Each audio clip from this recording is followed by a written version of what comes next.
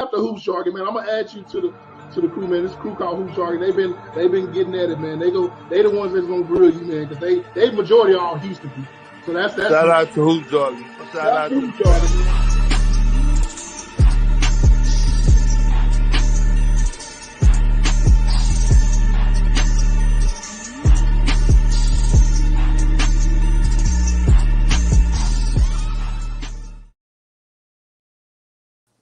Man, shout out to Hoop Jargon. Appreciate y'all joining me for another live stream. I'm doing 2 for 1. I'm giving y'all endless entertainment, god dog it. And this is a subject matter that I think that needs to be discussed, man. As y'all see by the cap, you know I'm a Lakers fan. No cap over here. And I do want to address something that was presented to me by a brother I met at this great convention, the Black Management Meetup in Atlanta. And I'm going to bring him up in a second about the validity of LeBron James's legacy. Now, I know when you talk about a subject as intricate as this, as a subject as sensitive as this, that there's going to be detractions off the, on the front end. I understand that. And so shout out to FYF Sports. He say this is clickbait. Not necessarily. Now, I understand that LeBron James has a career that is second to not very many people. However, there is scrutiny to be had. So we're just going to assess, is there elements of it that could be overrated? And I did say in my comment to start off that, as you see, when I talked about Westbrook not being a good fit for the for the Lakers, you had some pushback, and I told you it wouldn't be a good fit. And I saw you in the community tab. You put on there that he's on the market to be moved. So we can't talk out of both sides of our mouth, but I respect your hoop mind. But you did give me pushback last time I talked about my Lakers. So I'm just saying, bro, just wait till you get wait till you get the information. All right. Rap God say what's happening, man. You know, Hoop Jargon is what's happening, baby. Shout out to all the early birds, man.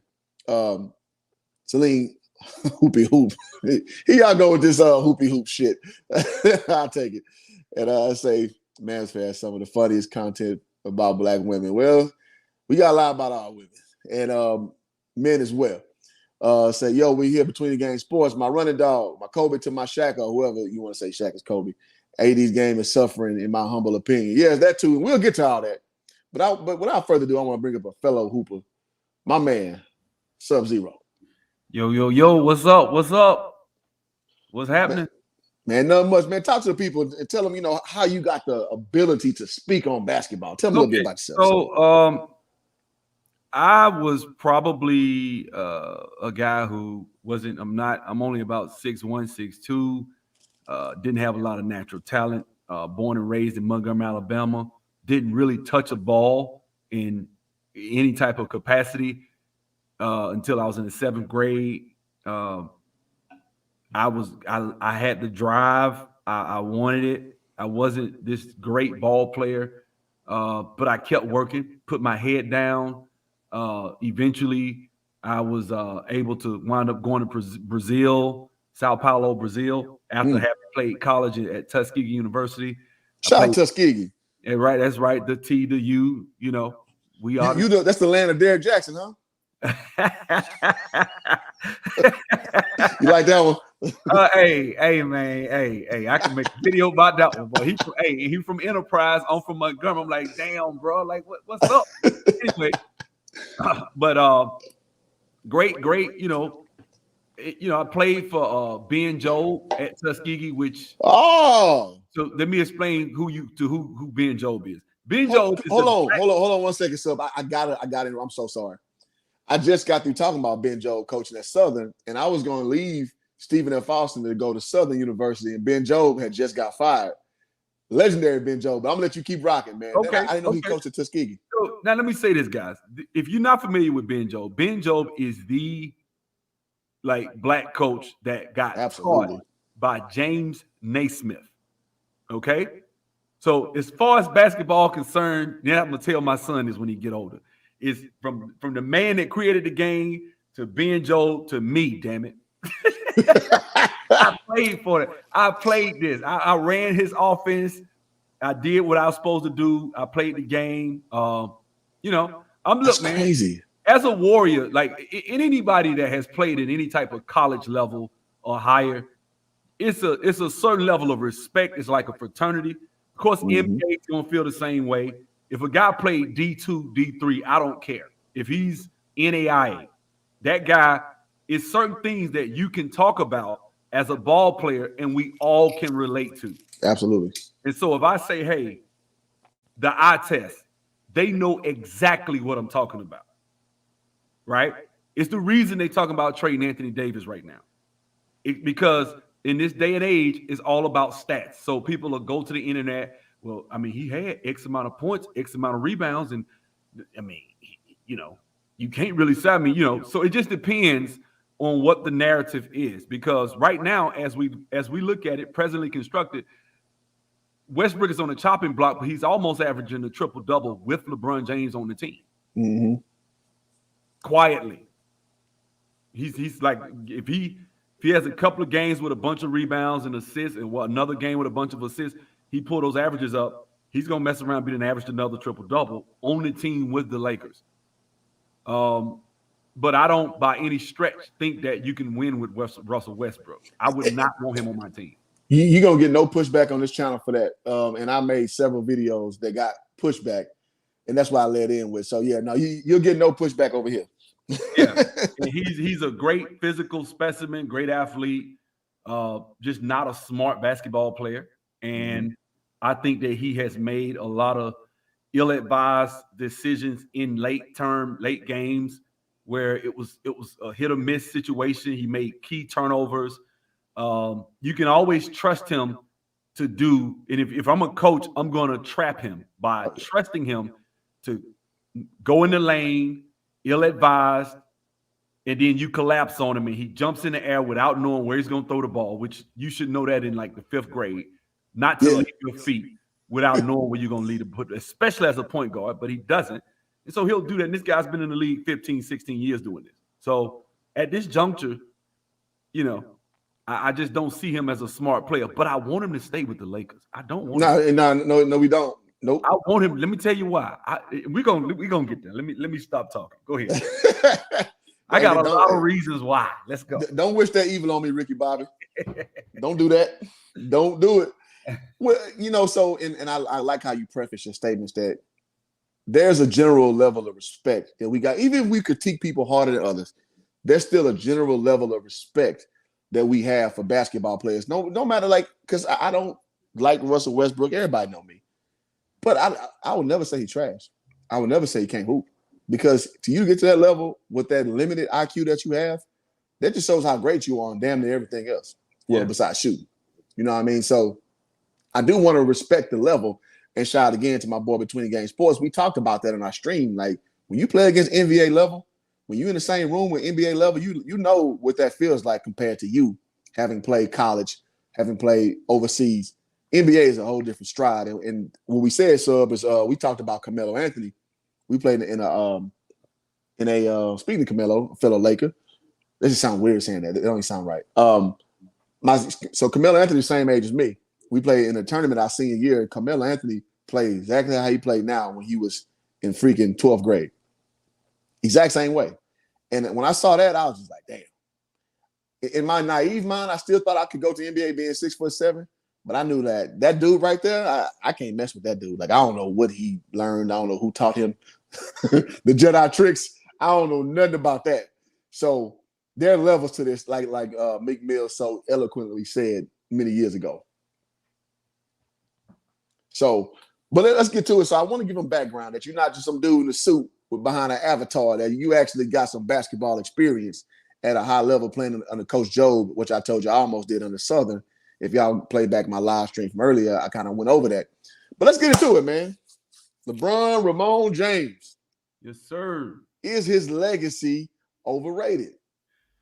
So I'll yield the floor to you to kind of state your beginning part of your thesis, man. What do you think about the legacy that is LeBron Ramon James?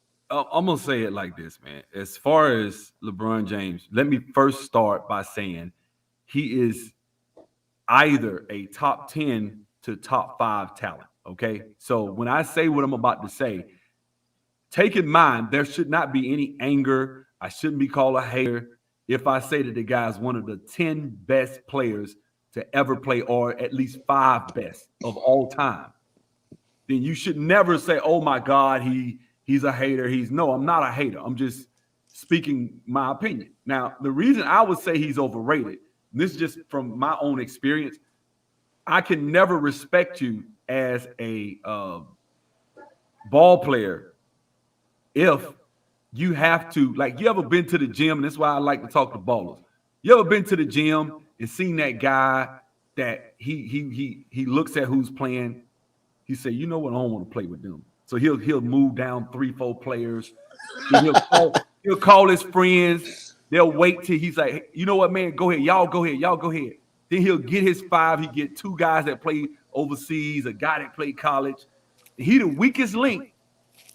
But he might even can play, but it doesn't matter because he stacked his team with the best talent, right?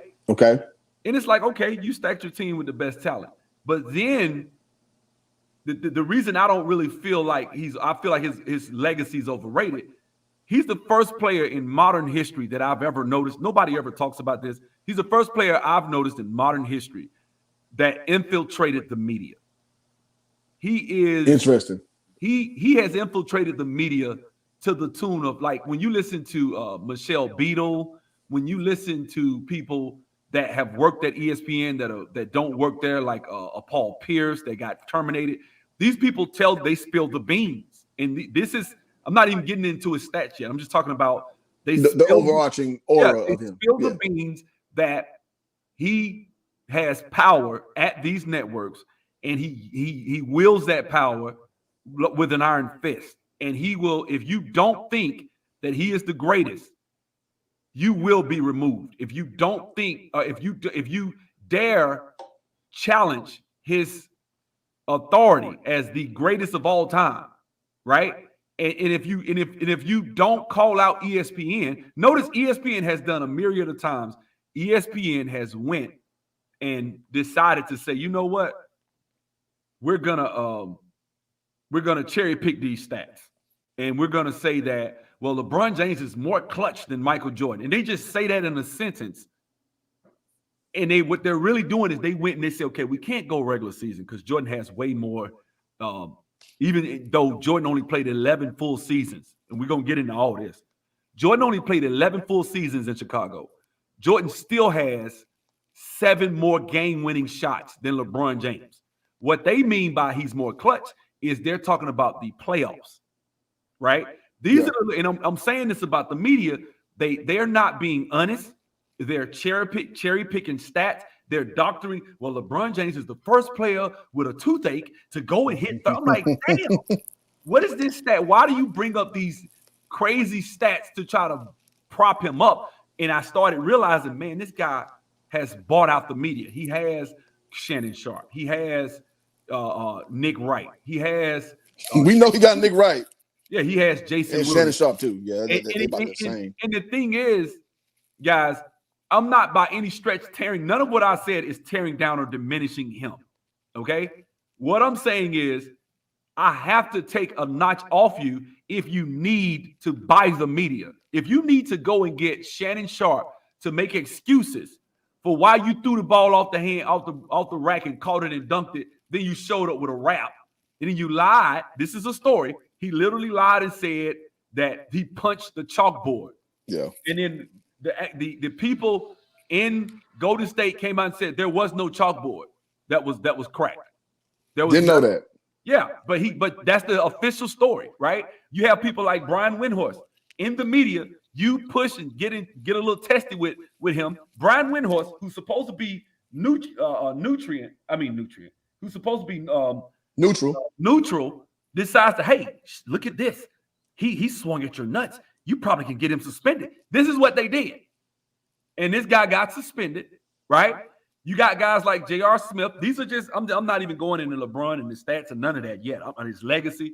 I'm just talking about just things that are factual that have taken place that have helped him, that people completely ignore. Or I'm talking about the fact that the media will ignore the whole idea of the fact that they're lying. They've been caught lying about stats. They've even said there have been games where they said he had a triple-double and he didn't. Damn. Like, why is that? He's the first player that's been done for, right? And so now he sees all these debate shows. He's like, what if I get into one of these guys and I get one of these guys on my side? What will that do for me? And so right now, if you're going to work for ESPN, you have to toe certain lines.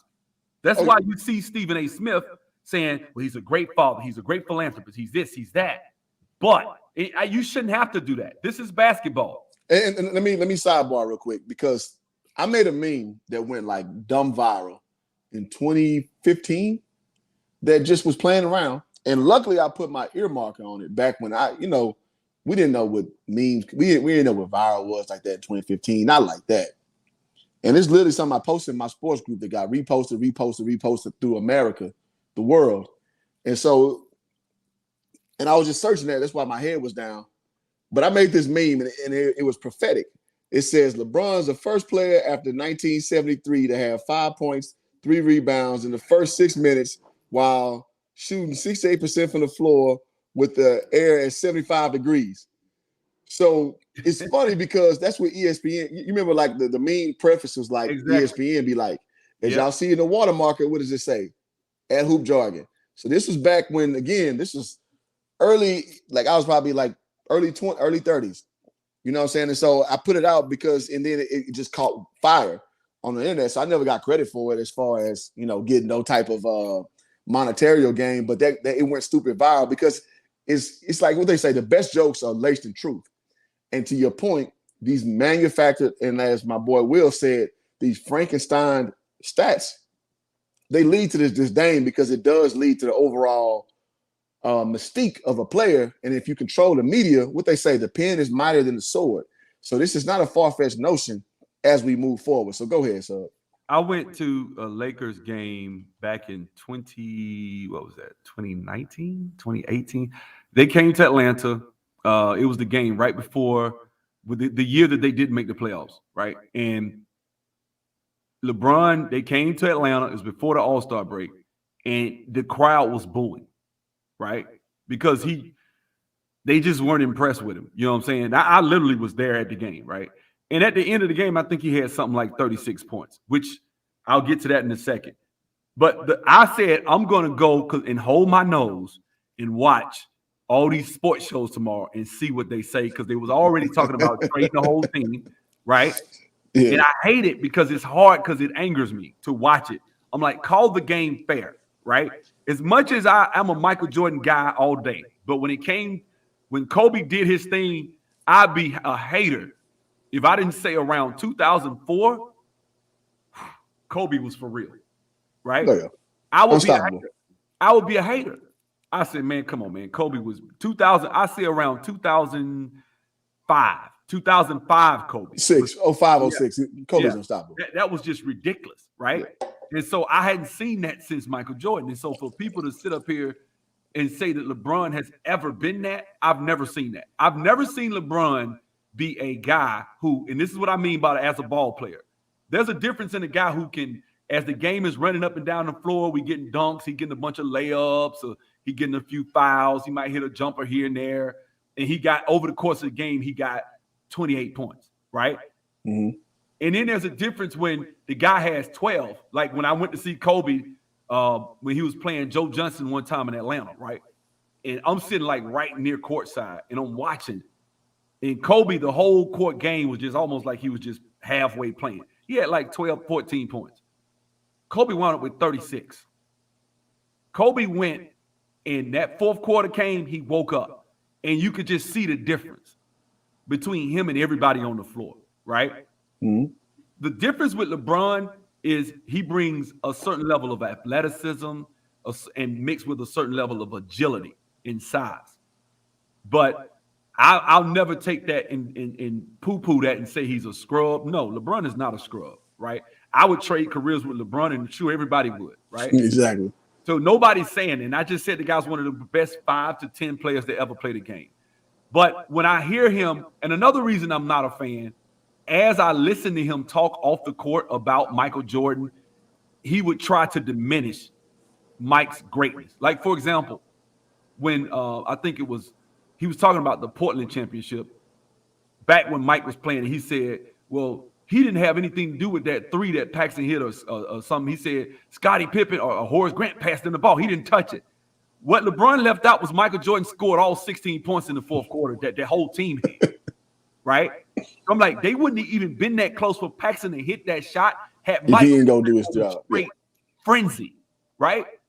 And for him to ignore that and leave that, not LeBron is a stat. And another thing, he's a statistician. He's very into stats.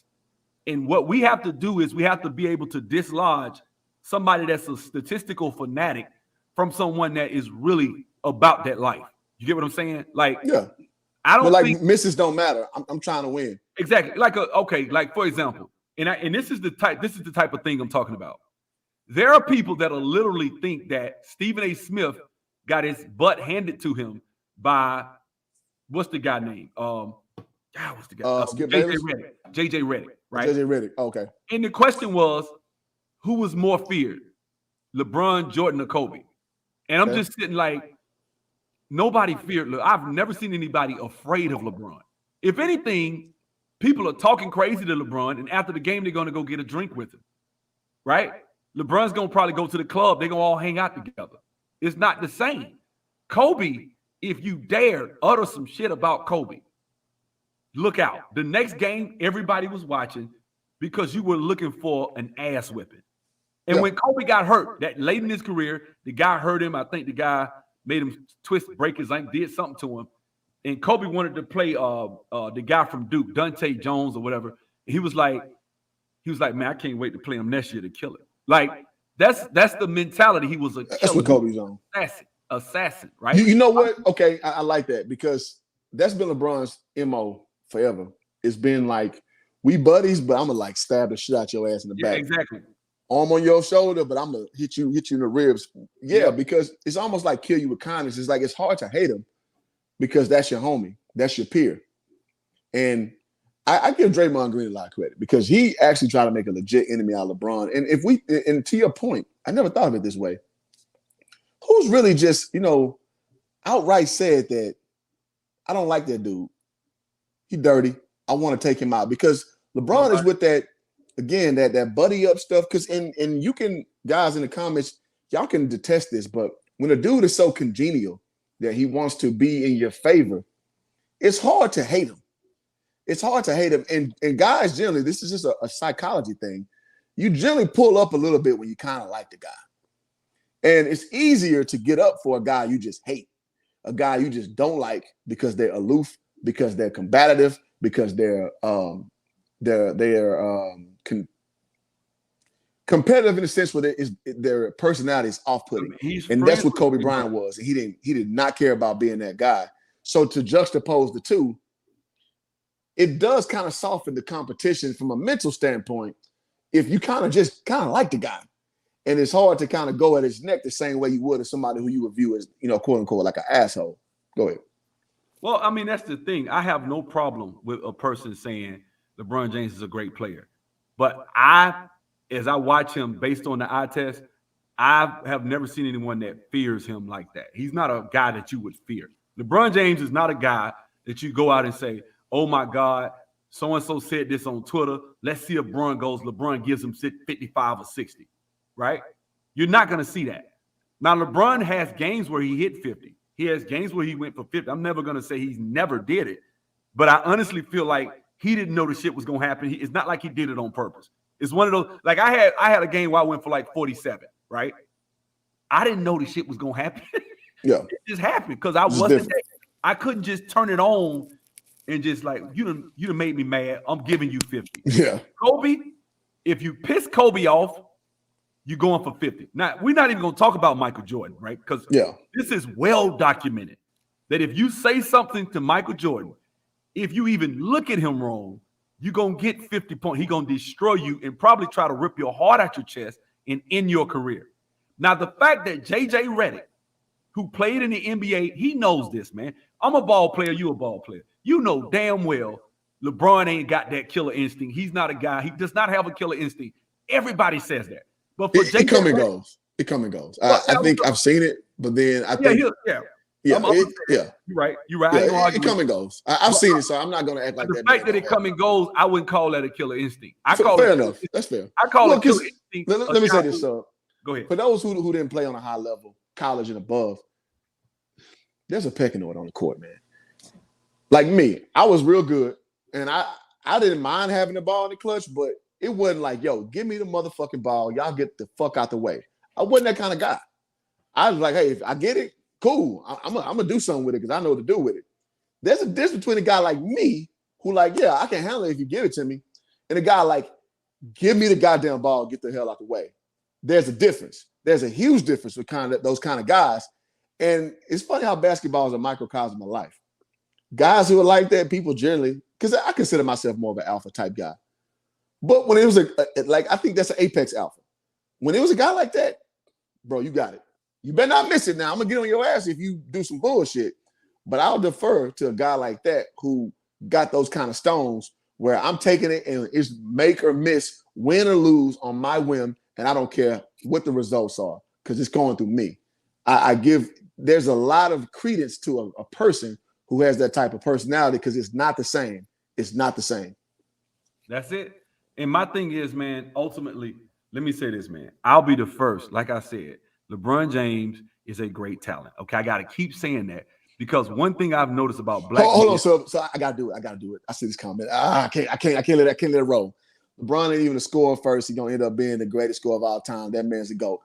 See, this is that fanboy shit that I don't like. LeBron James is a scorer, dog. LeBron James has the ball in his hand. We talk about efficiency rate in his hand more than we've seen in the history of basketball. Exactly. So this is that shit y'all do. Y'all, as in the cult of LeBron is what I call y'all, cultites, LeBronites. Y'all try to remanufacture reality with, dude, if the hands ain't your ball that much with all that ability, you're gonna have a lot of attempts to score, especially in this era where you cannot hand check, where there's like you cannot play illegal defense. Yep. It's more stringent. So you're gonna have a lot of attempts at a scoring opportunity. So he is a scorer. The problem is he's not a skilled tactician of scoring. Hold on, I got him real surgically, bro. I got him. Yeah, so go ahead. I just want to address that because this is like a 2015 trope, though. You don't really see this no more, but now he bringing back 2015. Well, that's what I'm saying. Go ahead. Michael Jordan, first of all, came in the league 2 years older. Michael Jordan, by the time he retired in 1998, because I'm not really counting the 2 years where he played when he was 40 years old and smoking cigars, okay? I'm talking about the years when Mike came back. Mike came back the first time. There were only 11 seasons where Mike played over. Actually, yeah. So I'm going 1984 through 1998, and then 1985 through 1998. That's 13. But then you got 2 seasons where he didn't even play 20 games. That's 1985-86 and 1994-95. Michael Jordan is third on an all-time scoring list with 11 full seasons. That's interesting. Michael Jordan was he is the most efficient. When I say efficient, I mean one of the best scorers. Agree with that. The best scorer we've ever seen. The man only played 11 seasons, and it took this man 17 years to pass him. Let that sink in. That's interesting. But you're going to call this man the GOAT when he played what this man is on like his 19th season. As if nobody counts. Well, he got to play 19 seasons. Like, I love Steph Curry, right? But Steph Curry shoots 12, 13 threes a game. You go back and look at Ray Allen. You go back and look at some of the greatest shooters. The game was different. Yeah. They shot 3 to 4 threes a game, man. Yes, the game's different. I mean, and I love Steph. Somebody's going to pass his record because now you've changed it where everybody's going to shoot 30 threes a game now. So, but look at Larry Bird, though, Sub. Larry Bird is the pound for pound probably best shooter ever. His percentages don't agree with that because his era, you didn't shoot threes. No, you didn't grow up shooting threes. So nope. You got to factor in that and grow. Man, GK, goddamn, I don't know. Suave, I'm gonna call you Suave. No, I mean it's not necessarily I'm calling you a fanboy. I'm saying your take is a fanboy take because it's not genuine in the sense that you bring up raw stats but devoid of context. Exactly. So you can say he passed first. You can say that. But in a given game, LeBron James takes as many attempts as the next man. It's just that LeBron James played 19 seasons. Michael Jordan played 11 And if you can, go ahead and throw the other two in there. Throw the other two in there. 13 seasons that were full seasons. Now, we can't count a season where he played 17 games, can we? I mean, if you want to count that and say, well, he played, that counts as a season. If we're going to do that, we're going to do the same. We're going to count against LeBron James later in other areas where he's not even making freaking playoffs right now. In certain instances where he didn't, that counts. I don't want to hear about he got injured because he played 63 games. You see how that works? So, I mean, when you start talking about this guy surpassing everybody and being on the list, he's trying to. Because it's contrived. He doesn't have the hardware, and so he's gonna try to win the championships. So people like you and all the sports media are gonna say he's the greatest ever. He's bought the media. He's raised a generation of players, and I mean young people that have grown up. All they've ever seen is him. So now it's like, oh my God, LeBron. That's all you see. 24/7. ESPN. That's all you see. Jordan benefit from that too, though. Jordan benefit from marketing too. Because they called him the greatest player after his first three, and that was bullshit. Hold on. They did. I'm going to give Jordan pushback on that too. I have no problem with that because they said it. Mike didn't say it. LeBron said he's the greatest. That's fair. LeBron has said he's the greatest because he beat the Golden State. And he got Draymond all time. It's a few different things that actually took place that we just want to forget. But see, that's when you play a championship, there are excuses when LeBron loses. They're not excuses. We all know that. J.R. Smith purposely rolls up under Andrew Bogut and hurts his knee. I saw that, right? We just going to act like that didn't happen, right? We act like J.R. Smith wasn't trying to hurt Kevin Durant, kicking his foot out from under him whenever he would shoot a three. He would try to put his foot under Kevin. Go back and watch it. He always tried to hurt people. These are just little things that I saw that he benefited from. And it worked the first time, and it got him a championship in 2016 because if Bogut doesn't get hurt, he doesn't get in the lane, and he loses again. Because Fest is easily, oh my God. And that series, Lord have mercy. The whole thing, this is the thing, man. And I like it, but let's just keep it above. LeBron is a genius at getting stats at key moments so that you can get off his ass and say he got his points. Right? Because people box watch. People just box watch. Exactly. That's what Russell Westbrook does. Because he knows, that's why I say he's the first to ever say, I'm going to play the media. I see the way the media works. I'm going to play it. They look at stats and they argue stat lines. So what I'm going to do is fill up that stat line as meaningless as possible. For example, in the bubble, the man went 6 games with a injury depleted Miami Heat, right? He gets out there in game 6 and rides in stat pads on purpose, right? All the people that are fanboys, not calling anybody a fanboy, but I'm just saying, people that are, LeBron got he got X amount of finals MVPs. The man went out there and stat pad against like the second squad, man, to get his points up to make sure he got it. He wasn't going to get it. They probably was going to give it to Anthony Davis. But this, he knew what time it was. But nobody talks about this. My thing is fair, man. Kobe, look, when Mike won, damn it, they didn't even go to a game 6. He didn't need to hit no damn game winners shots in no playoffs because the game wasn't close. They played less games in the first round. See, they'll say, well, he has more playoff wins. First of all, he played more seasons. And in the first round in the 90s, they used to play 5 games in the first round. That's true. That's not Jordan's fault. So, yeah, he has more wins, but shit, Mike didn't play but 3 rounds. If I'm talking about for like 4 or 5 years, they would just do 5. The first round would be 5 best of 5 to try to get it over with. That's what I'm saying. Like, look, man, when somebody comes along, and there will be somebody greater than Michael Jordan, somebody's going to be I don't think like that. I love Michael Jordan. I love Kobe. But they're going to be better players. When they come, I want them to come and take it from Kobe. Come take it from Michael Jordan. But if you're going to play with, probably when this man retires, he will have played with who's who of this man will have played with probably 12, 13 Hall of Famers, man. Come on. He's played with about 3 or 4 top 75. I mean, let's keep it a buck because they put Anthony Davis' sorry ass on there. It counts. I'm sorry, he does not deserve to be a top 75. But since you want to, I like AD, man. Man, he make it hard to argue for on his behalf. That's count. I agree with that. But that counts. So you playing with another top 75. I don't know. I don't even know if Bosh made it. I need to check and see if Bosh made it. But this is what I'm talking about. You got all these guys that are like Hall of Famers, All-Stars, who's who. His game, his whole thing he brought to the game was free agency. That's what he did. He took free agency. Open market free agency. Yes, that's how he changed it. He changed the game the game by creating a bunch of super teams. And I give him credit for that. As a competitor, I'll never respect it, though. I'll never look at a guy that stacks his team and put him over Kobe or Jordan. I cannot do it. That super team shit, excuse my French, is weak. That is what I feel, and that's never going to change. Now, if LeBron James goes out here and go head-to-head with Kevin Durant, and it's just him and maybe one other guy that's an all-star, and Kevin Durant got one all-star, and he checking Kevin Durant one-on-one, and they going at it, that's what I want to see.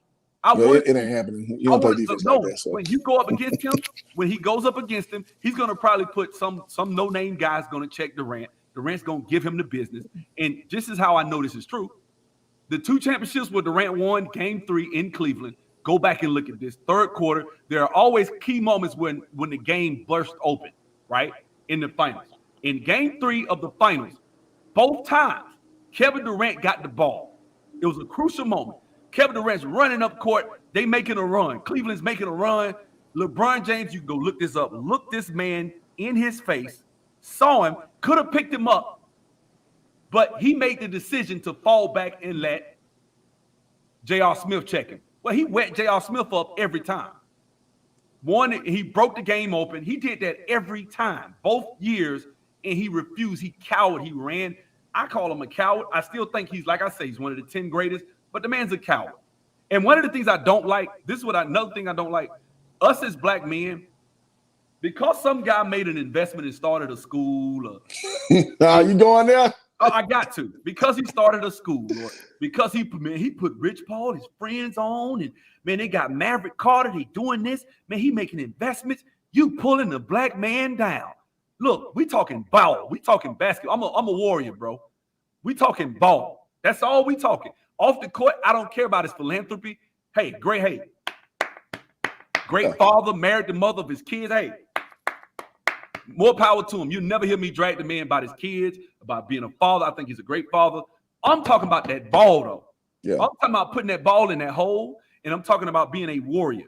And I don't see that. What I see is a coward. That's what I see. I see a guy who does not even want to play the whole damn season. This man played 82 games once his whole damn career. I didn't know that. This man, look, I can go ahead and look. I got the stats right in front of me. The guy, I didn't know that. Played, when he first got in the league, 79, 80, 79, 78, 74, 81, 76, 79, 62, 70, 76, 77, 69. You see, he's never played he didn't play a full season. He did it on purpose. In what year was that? I don't got the year, but he did it a few years ago. He played up to 82 games. And that's it. That's what I'm talking about. So let me interject. And this is what I've always kind of said about LeBron. Natural skill set, unmatched. I'd be a fool, you'd be a fool to dispute that he ain't the most naturally gifted person we've seen. But he is the master of the optics. Because the reality, I'm sorry, guys. I know most people in this chat think you're this great basketball savant. Reality is you're probably not. Because his brand is so strong that they tell you a lot of things that are ancillary that gives you props. And you mentioned the school, which is a public school, which the city of Akron pays for. But in the optics of bigging up LeBron, in reality, his foundation put up, $1 million of his foundation. If y'all know how foundations are raised, basically it's like money you pool together from other people.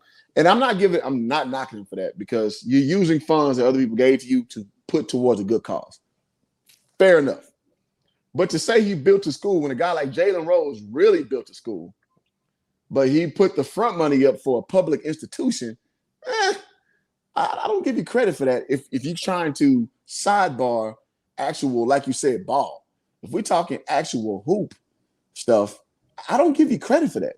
Now, I don't discredit you for it, but it's not enough to try to step in to impede a la like Colin Kaepernick. Like, I love Colin Kaepernick, the football player, but now his actual stuff, I got questions about stuff he says, because if you ask Colin Kaepernick, he don't have a lot to say about this so-called, protest he got going.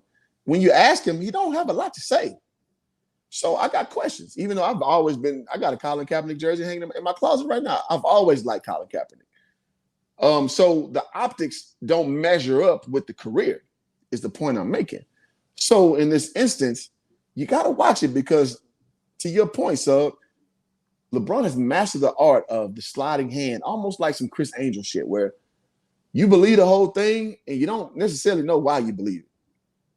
Chris Angel pulled a lot of tricks off, and I don't want to say that LeBron is like hollow, that he can't hoop, but a lot of the outer stuff, the stats, as it were, the storylines. The reason you're saying that is because he fails the eye test. You know, I won't disagree with that. When it comes down to it, you don't think you can really trust this guy in a real high pressure moment. But I don't want to disrespect him though. But I agree with that. That's not disrespect. That doesn't mean he won't get you 28 points and 12 rebounds and 8 assists. He'll do it. I've seen him do it. I didn't do that. I never did. If I did, I don't remember. So it is what it is. So look, the guy's great, but I do think that he has some flaws in this game. Now, if we want to really just be an asshole about it, Nick Wright had a viral clip, and this is what created this. When LeBron James turned 35, I think was it 35 or 30, whenever he played whatever season it was, Nick Wright has this viral clip where he said, okay, now let's look at the tail of the tape. He's a better rebounder. He's a better scorer. He's a better this. He's a better that. He just ran off all these stats, right? So what I did, I remember that one. what I did was I said, okay, I hear you. Let me go and look at Michael Jordan's career, right? And as I look at it, the man averages one more rebound than Michael Jordan. He's a small forward. Michael Jordan's a shooting guard. 6'9" and 6'6". These are key, and he weighs about 60 70 pounds more. So, but these are key differences, right? Free throw percentage, Michael Jordan, right? They're about Michael. I think he kind of averages less. Mike, let me see how many turnovers did Mike average. Mike averaged 2.3 rebounds over his career. Oh, what? No, I'm sorry, 2.7. So I don't know. Let me see. Let me look at LeBron. Turnovers. LeBron should be around 7 or some shit like that. LeBron's averages more turnovers. So you got to subtract those assists, because if he's turning the ball over, then he's not as efficient, right? So as an assist, he averages 7 assists. Mike averaged 6 assists. Now, what we don't really pay attention to is the 1989 season where Doug Collins had Michael Jordan playing the point guard. Mike almost averaged a triple-double. He averaged like what I'm looking at. 8 assists, 8 rebounds, 32.5 points. And that's back when triple doubles, nobody gave a shit about triple doubles back then. Nobody, but remember when, I don't know how old you are, but do you remember 38. On ESPN, whenever somebody would get a triple double in the 90s, it made the news. Like, it was such a big, it wasn't like some little no-name guy that played for the Detroit Pistons got some triple double. It's nothing now. It's like Penny Hardaway in like off the Magic Johnson era when it was like a very impactful player. But in the common era, you got guys like Lance Stevenson getting triple doubles. You got and not to pick on him, I love Lonzo, but Lonzo was getting triple doubles. It's like you looking at these guys and you're saying, okay, what ESPN will have you believe, these guys are just so much better than Magic Johnson and Larry Bird. He didn't have that many. Well, first of all, there are key factors that go into that. First of all, did he even play when they had a 3? I don't even think they had a 3 when Bird first got to the league. I think 2? No, because he got there like 1980, 81 or something like that. I think it just came in, but that's not how they played, though. They played mid-range. So they'll play 1 or 2 shots like that a game. But that's not that what I'm trying to make is when you really look at these guys' stats, I'm not saying anything but points. Let's look at points. In the playoffs, in the 1990s, the playoffs, these games were like 85 to 75 or 86 to 92. Yeah. Right? If you broke 100, that was a big deal, right? So Michael Jordan will get 37 points out of 87 points, and you'll be like, okay, that would be like today getting damn near 50. Yeah, more possessions, less defense. Yeah, yes, exactly. So these are just things that you have to take into account. The overwhelming majority of Michael Jordan's baskets were scored 10 feet or further out. The overwhelming majority of LeBron James is like 5, like right around the rim. People don't pay attention to these things. So when you say efficiency, for Nick Wright to say, well, he has a better field goal. And technically, let me look at the field goal percentage. The field goal percentage, if I look at that, and like I said, I could take those 2 years off. I mean, I can leave him in there. The year when he came back, he was hurt.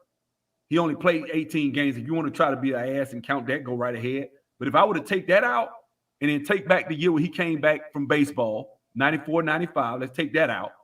So we can get a real good comparison of what happens when you give Michael Jordan a full season, no injury. Who is he really? Who is he, right? Because I wouldn't type, if LeBron comes back like the last 8, 10, 15 games of a season, I wouldn't count that because it's like he got hurt, he sat out. It's a tough season. Michael was on restricted minutes. So it's like he wasn't even playing a full 30 minutes a game back then. So you don't count that. So if I were to just look at the field goal percentage without all that, now we almost like 51%. When Mike really got a full. Now LeBron, he got 1 year where he played, but he played 3/4 of the games. So you got to count that year. And when you look at it now, his field goal percentage is lower when you look at it like that. He has a lower field goal. So it's how you look at it. Now, Mike, I'm not, you dancing, you making excuses. It's not excuses. If we want to play excuses, then why y'all trying to trade a guy that's about damn near averaging a triple-double? If it's about excuses, why does this guy have probably 4 or 5 Hall of Famers on his team right now and he can't win? If it's about excuses, why is he the 2nd to 3rd slowest player in the NBA right now? If it's not about excuses, why is it he only physically boxes out 2 times a game? The rest of the time, out of let's say he averaged 8 assists or whatever, he's only going to collapse the defense like 1.7 times. So most of his passes are just people going off screens. I'm getting into the real deep advanced analytics for this because this is the shit I'm talking about. I don't like it. I think it's really hurt the game, and a lot of people aren't watching because you got guys from my generation that really went to war, that got battle scars, that played. I can't look at a guy like that and respect him as a guy who's a warrior and listen to these people put this guy over people who were real dogs that really fought. I respect Charles Barkley more than I respect this guy. Charles Barkley, if you give Charles Barkley Dwayne Wade, now hear me out. Prime Charles Barkley, 1993 on. If you remember, 1993 Barkley was tough. Now look, that was I was a Rockets fan back then. Okay. 1993 Barkley was tough. That was the 2nd best player on the planet. Everybody knew Michael Jordan was the man, but this was Charles Barkley's MVP year. This is prime Barkley. Take him and put him on the 2010, 2011 Miami Heat. Are you telling me Charles Barkley going to go in the playoffs averaging 27 points a game and then drop down in the finals and average 14, 15 points like LeBron did in the finals? Oh, y'all forgot? Y'all forgot about that? That blemish in the finals where you went and just had a complete mental breakdown, that would never have happened to Charles Barkley. All right, so hold on. So now this is where it gets dicey with LeBron fans. That I'm not gonna lie, man. That's one of the weakest performances I've ever seen from a star player in my life in the finals. Second weakest I've seen was James Harden against the Dallas Mavericks when they took control of the series with him on the bench and J.R. Smith and Dwight Howard had that high-low thing going. That's the second weakest one I've seen with my own 2 eyes with a superstar. So yeah, that LeBron, and now I want to give Suave credit. He going hard for LeBron in the comments, and I'm with that. I'm with you going for your guy. But that 2011, man, was a huge indictment on what LeBron was made of, and I don't care what you want to make the excuse about. Because then 2 years later, well, the year next they beat KD and Westbrook. I give LeBron all the credit for that. They beat him, and Westbrook is in the way, in my opinion. Next year they beat San Antonio. Controversial series a little bit. I give LeBron credit for that. You can say Ray Allen bailed him out. You can say whatever you want to say. I say LeBron put him in position for them to be in that position. No hate. That next year, when they got their doors blown off, and he tried to say it was too hot in the gym, fuck that. Fuck that. And the reason why it's off-putting to a lot of people is because he does that. When he flames out, it's a goddamn excuse. Like you said, 2017, I basically had a broken arm. That's bullshit. So that's why when Sub's saying he's a coward, now I wouldn't go that far, me personally. Now, Sub, he is his own man. He can say what he wants to say. That's off-putting for me. So if we're talking about the best ever to do it, I basically played with a broken hand. And he come in with that bullshit soft cast. I can't do it, dog. I can't do it. And I respect the game too much for you to say you're the best to ever do it. And you declared yourself that after beating, let me bring it back.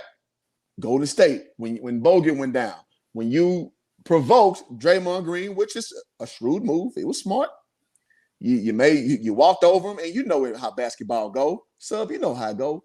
You don't let no nigga walk over you like that. Man, he tried to sun him like the Irish. He emasculated him. Yeah, you don't let no nigga walk over you like that, dog. Like, come on, man. And Draymond, like you said, you picked the right one. Draymond does not control his emotions well. He's like the new age Dennis Rodman. So when they did NBA 75 and they had him as Dennis Rodman, that was a very good depiction. They are two of the same dudes, right? One from Saginaw, Michigan, one from South Oak Cliff, Dallas, Texas. Same dude, different era.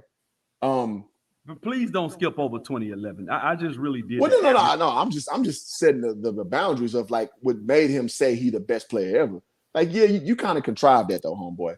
So I cannot give you full credit for that. You contrived it. You didn't do that, but if you beat that team and you just like screw it, and then let's be honest, at the key moments in that series, it was Kyrie's moment, bro. If you watch the game, he put Klay Thompson on skates a bunch of times.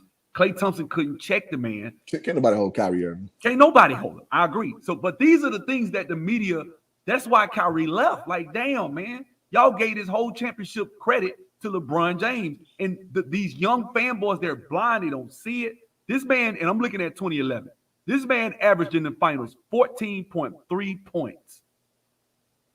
He went up until that point. He was averaging 28 points a game. This man dropped in half, right? But that counts. That makes him, but he's the GOAT. You can't be the GOAT if you do that. But you know why? You didn't get chances with Mike.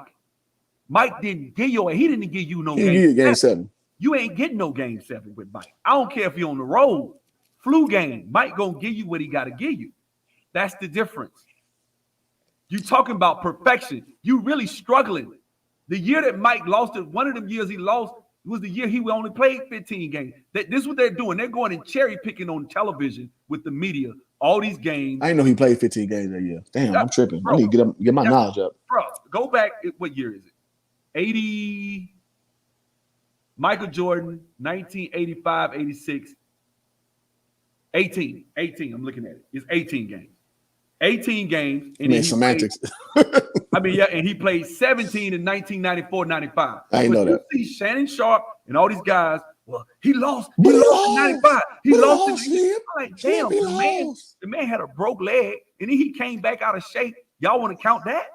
Then they want to say, well, the Chicago Bulls, see, I hate to go here for us. I like Scotty, man. I was like Scottie Pippen. Right? I always like Scottie Pippen. I was that type of guy. Right now. I was that. I lock up. I played the other team best. Yeah, I love lock y'all best player up. I'm gonna lock him up. I'm athletic. I was a dunker. That was me, right? But truth be told, go back and look at the 99, 93, 94 Bulls. They say, well, they won 55 games without him, so he had some talent. First of all, Tony Kukoc came. He was an all-star that he didn't have. You got Pete Myers, which if we look at Pete Myers averaged 20 points a game. So you brought in two guys. Look that up. Hold on.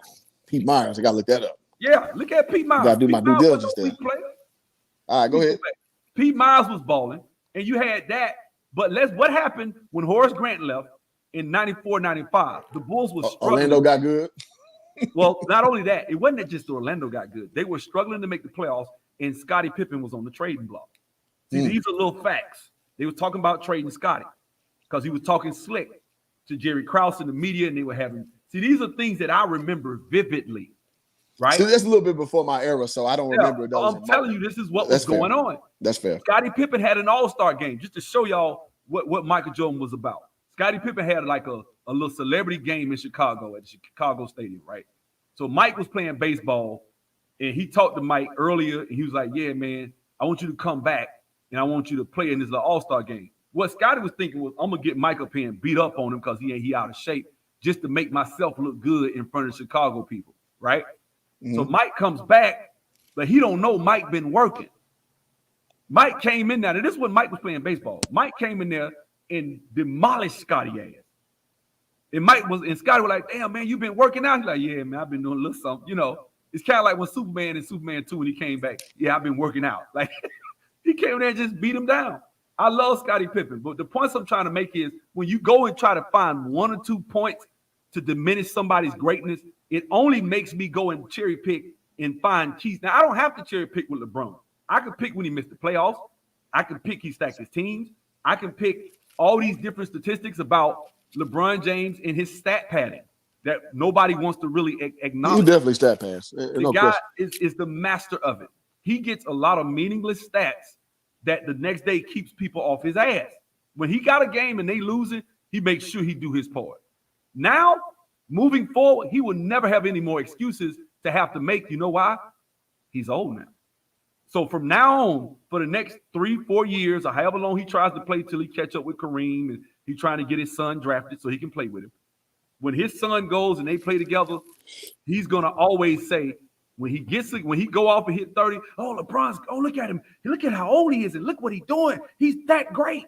But when he lose, well, you know, you can't expect that from LeBron. He's old. It's a double-edged sword. So it's we all know that. We all know that. Okay, but y'all was had up this year. They was trying to get a man the MVP till he got hurt early in the year. They was talking MVP after like 4 games. This is unheard of. The media, bro. This guy, let me say something. Anthony Davis, let me go back to like the year that they won. I studied this shit, bro. I studied this shit. Go back to the year that they won the finals. It was the bubble year. 2020. Right? Look at 2020 stats. Look at the Lakers roster. Look at that team. And look at who led in points and rebounds. AD. Guess what position AD came in MVP voting? LeBron came second and was complaining. All he did was lead the team in assists. Anthony Davis came in like 6th in MVP voting in 2020. It's perception. It's pageantry. That's media. That's what I'm saying. Look, man, if you're going to get LeBron second, you probably have to just shoot. You need to get LeBron. You're going to have to get AD the damn MVP because he pretty much put that team in the position for them to even be there for you to consider LeBron at that time. He was the leading scorer, leading rebounder, better field goal percentage. These are just key stats. That's what I'm talking about. Well, I'm giving you the problem with LeBron James fans. Let me say this one thing and I'll be quiet. Go ahead. The problem with LeBron James fans, I'm giving you fact after fact after fact after fact after fact. And you know what? I'm a hater. I'm being unrealistic. I think I'm a hater. I just don't like him. Oh, you just hate the man. Come on, man. He bought a school. Come on, man. He doing this with his son's team. Come on. I'm like, all that is great. All that is fine. We're talking basketball. And if you're gonna cherry pick Michael Jordan and you're gonna say that this guy is somehow wrong, it hurt, you know, Mike lost so and so. Well, Mike never missed the playoffs. So I mean, just that. I mean, you can find a million reasons why LeBron is not the GOAT. Now, if I say top 10, it still pisses people off. That's how you know we're not being locked. It's like if you don't call him top 3, it's disrespect. And I was just like, oh no. Because I said, I could give Charles Barkley these same opportunities. Barkley would have probably had at least about 6-7 rings by now. 6-7 what championship? Barkley there's no way in hell Barkley would have fumbled that damn 2011 champion. He would not have fumbled that. Not prime Charles. I never seen a meltdown like that ever. So Barkley, I'd have to ebb to watch. There's no way you ever gonna see Barkley average no damn 14 points in the fight. No way. Right? See, the man is ranked higher. Like, you got people that are ranked higher than Charles Barkley who can't lace his shoes. I know that. I saw Barkley. Not because I'm from Alabama. I know what the guy was doing. I saw what he was doing in Philly. I saw what he did in Phoenix, right? But people don't like Charles Barkley today because Draymond doesn't like him, because LeBron don't. They had some words on Twitter. I'm talking about the ball player. And I'm telling you right now, I would put Barkley in my top 10, but people would be like, oh my God, he doesn't have any rings. You see, that's the logic. It's like, well, damn, I mean, do I need to stack his teams? Now, if you want to put LeBron as the greatest of all time, I know why you do it. If I watch TV and I was under 40 years old and I watched TV all day, every day, and you grew up in your lap. Watching Cold Pizza and you watch. Shout out to Cold Pizza, man. You took it back. You know, if you grew up watching these shows and that's all you know, and all you do is look at stats and you look at the stat line at the end of the game, then yeah, I would rank this guy in my top 5. And that's why I said that. I said top 5. Right? But if you really look at just key points in his career where he missed the playoffs, that's a strike. You go all the way to the finals 6-7 years straight. You go to the East, the West. Now you're struggling because you would have ran into those San Antonio teams in the first, second, third round. You would have ran into those Lakers teams. You would have ran into that Dallas team early, and you wouldn't have had that record. That's why he lost like he did. Yeah, well, in my opinion, LeBron's story is a beautiful narrative. It's a beautiful narrative because it's almost like what they call it plausible deniability. Whereas you really can't indict any of the failures because you're on the East. So you end up in the finals, 10 times, 9 out of 10 in the East. And so the narrative is you got to the highest game, so you get the highest praise, which no problem. I'll go with that. The problem is if you juxtapose it with going through the gauntlet on the West, like you were saying, especially in this era, you wouldn't yield the same results as far as a finals appearance. Secondly, again, with a beautiful narrative, I find it funny that people now this is from a guy who Kobe Bryant is my favorite player of all time. I got LeBron way ahead of Kobe Bryant as far as legacy. If we're talking just legacy, what you can put out on paper, LeBron's way past Kobe. Way past Kobe. Even though eye test wise, I don't put him in Kobe level at all. But I understand you have to have a standard to judge anything. So if we're gonna have a standard, LeBron James is way past Kobe Bryant. I got Kobe maybe around 11, 12 in my heart, like around 3, but in reality, I got him around 12. I got LeBron in like 3, maybe 4, 3-4 range. I got LeBron. For a player, I just don't care for like that. I just don't, because I understand how contrived the whole experience is with LeBron. And the reason why I say contrived is the same time when you say that, okay, these stats matter and these stats. When there's failure, then it's the sliding scale, what they call it, moving the goalpost. Oh, well, then the teammate didn't do this. Oh, well, when LeBron is out, the team didn't do this. When you don't factor in the fact that when LeBron James, he's pretty much the de facto GM everywhere he goes. I think we all should understand this at this point. And not only are you the de facto GM, you are the de facto point guard as well. So basically meaning people are running your system. So all these parts you bring in, you're damn near handpicking. At worst, you are approving it as a quality control, liaison for your team. So when the shit don't work out, it's funny how it falls back on the real GM. It's funny how it falls back on the head coach when the shit don't work out. Let's look at 2017. When you brought your boy D Wade in, you brought Derrick Rose in, you brought Crowder in, you brought Isaiah Midget Thomas in, you brought in all these guys that's supposed to have given you this competitive advantage. Kyle Korver was an all-star before he got there. Kyle Korver. You brought in Rodney Hood, right? And it's funny when it don't work out, all these motherfuckers are bums. Yep. Everybody got to go. Everybody tossed to the side. Unprecedentedly, around All-Star break, you gut your whole team out. So I understand that it can fly under the radar as far as a whole season if you just put all your eggs in the stat basket. But if we're looking at the totality of things, that's a lot of manipulation. Well, the stat has a problem too, because if you look at the Lakers year when they didn't make the playoffs, Kyle Kuzma wound up averaging about 18, and so did Brandon Ingram. So you had 2 18, 20-point-a-game guys on your team who probably would have been a good team had you built it, but you had this win now mentality. Now, this brother just said that if we take a deep dive into Jordan's career, he said we want to take a deep dive into Jordan's career, but he can go toe-to-toe with Jordan in failure. First of all, the first 3 years of the man's season career, he didn't even make the playoffs. Okay? Michael Jordan he was third pick, took the team straight to the playoffs. Never missed the playoffs. The first time Michael Jordan missed the playoffs, he was 40 years old playing for the damn Wizards. Okay? Mike had been smoking cigars and chilling for 3 years.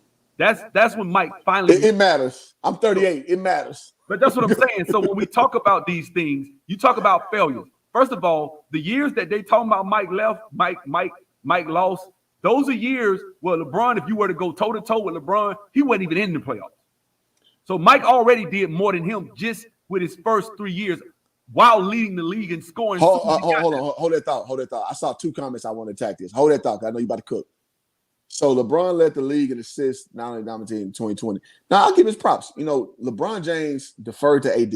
That's what he did. He deferred to AD. He went through AD because he knew that was the burgeoning all-star and that was the burgeoning best player. So he's going to lead in assists. He deferred to him real tough, which was very rare for LeBron. So I give him a lot of credit for that. However, 2020, see, this is the funny shit. He thinks LeBron dominated the finals. The man was stat padding in games. Yeah. So I'm about to get to what I'm talking about. Hold on. But this is the funny shit that LeBron does, though. So remember, this was the social justice time with the, you know, all the things going on with George Floyd and then Philando Castile and then the brother who got killed in Milwaukee. I forget the name. If you remember, LeBron James is supposed to be this head of social justice and what have you, allegedly. And then the Bucks got, you know, in their feelings because that situation happened in Milwaukee and they were ready to stop. Kyrie Irving was ready to stop. Like the undercurrent was basketball takes a backseat to social activism. And it's funny during this time, you know who was ready to still go? Because he knew that window was right there. Your boy LeBron Ramon James was ready to go. On back his jersey. No message on back his jersey. This is supposed to be your Muhammad Ali, right? LeBron is a shrewd dude. He knew that was the year. So he was like, yeah, all this protesting, but yeah, we still gonna hoop though, right? No, because if we're being honest, the mental capacity of a lot of guys was not right. It's not right. Again, Milwaukee set a playoff game out, right? Let's look at the Clippers. They said the Clippers were going to team they were going to struggle with that year. Dude was all over the place.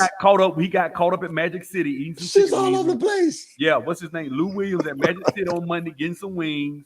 They made a big deal about it. They suspended him. The whole chemistry was thrown off. So we'll give him that. Okay, he got 4 championships. I'm not even going to argue that. Okay? I'm not me neither. But if we have a nuance, but for you to say he dominated the finals when the man was like in the finals in the fourth quarter of the game 6, it was up in the air if he was even going to get the damn finals MVP. And he went out there in scrub hour and just played with a bunch of scrubs. They were up by 20. Anthony Davis put the game away. He really supposed to win the damn finals MVP. And he went out there to get his stats on purpose. Because he knows. In front of everybody. Nobody says anything. The problem I have, if you're going to defend LeBron, if I was going to defend LeBron, the only thing I would give him is longevity. I would say longevity. I would talk about his size and strength. I think he's on steroids. I don't like LeBron, as you probably can tell, right? So he's probably on steroids. But if it was a guy I wanted to party with, who would I rather go hang out with and get a beer? LeBron James, right? You're a cool dude. Yeah, he seems like awesome. You're awesome human, man. But if I'm trying to win, if I got one game for the marbles, everybody named mama gonna choose Michael Jordan. And when I watch television and I see ESPN, you give me LeBron James, I'm like, you out your damn mind. This man will probably come out there and fill up a stat sheet and your ass will get blown out by 20. And he'll be out there like he's the second to third. Like this guy, guys, you got to understand, when Mike retired in 1998, another little interesting tidbit, Mike was first team all defense in 1938 at 35 years old. That's impressive. I'm just letting you know that. He's playing both sides of the ball still. That's what I'm saying. This man stopped playing defense a decade ago.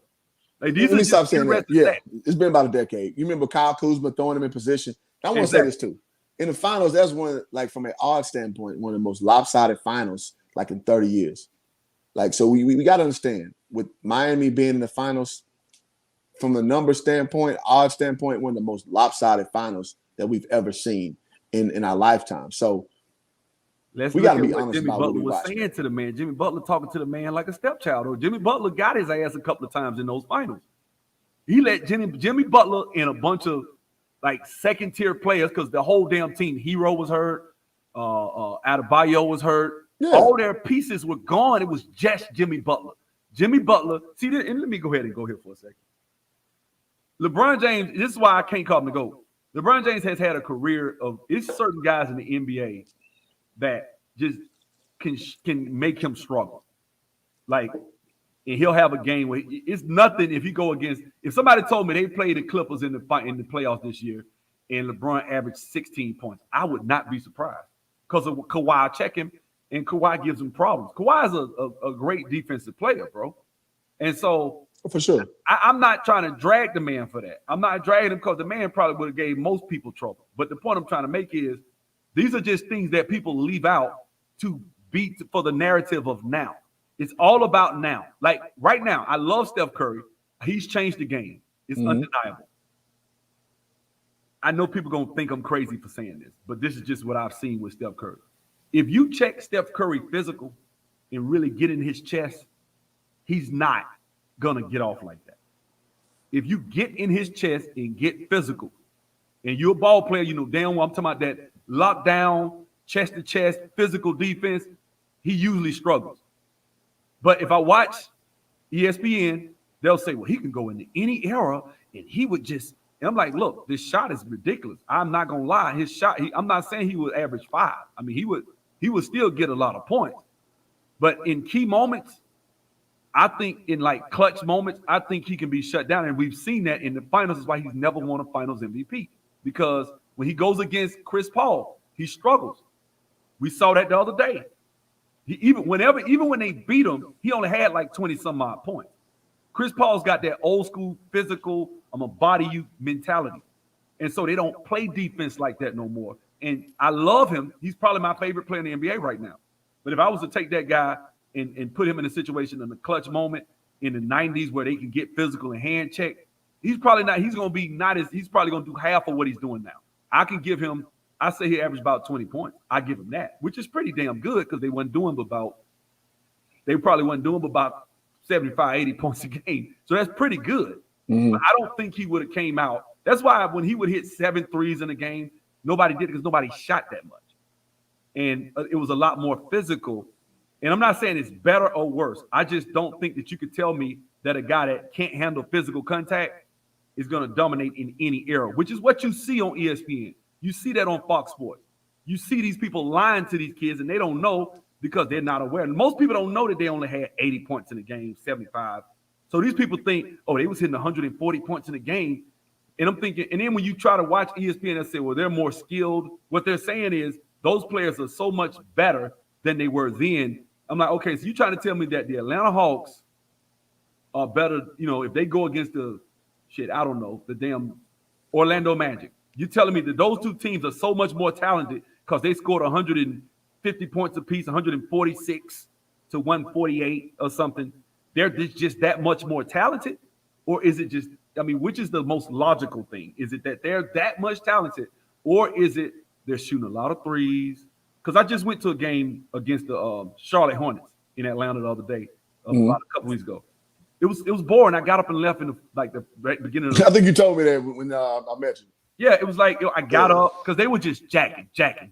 I'm like, man, move the ball around, get some offense going. Somebody has shown me a middle game. Like, it's not all about pulling up from half court. They were all, I'm talking about they were all pulling 6-7 feet away from the 3-point line. Pulling up. Center, forward, small forward, all of them, just shooting. And I'm just like, this is boring. This is extremely boring. I want to see some real execution.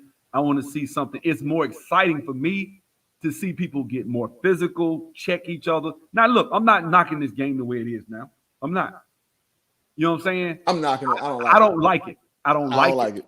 I don't think it's a good brand of basketball. It is what it is, though. If a kid touches a basketball, are you going to tell him to go out there and not play defense? Hell no.